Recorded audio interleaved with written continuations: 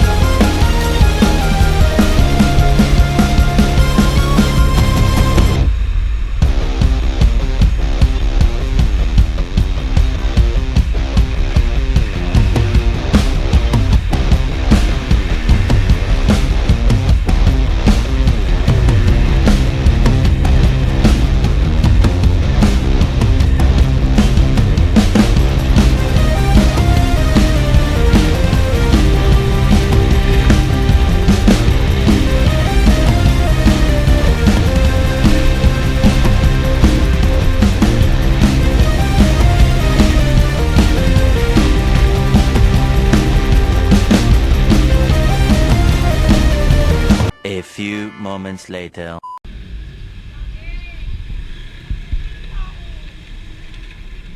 Ito na yung damit.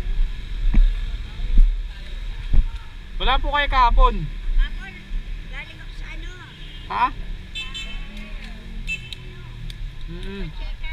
Punta ako kahapon, wala kayo dito. Hindi ko nadala yung damit nyo. Hiningi nyo.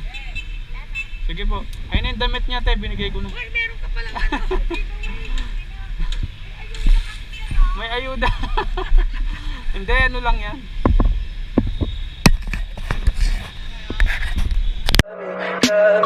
Tell me pretty lies, look me in the face.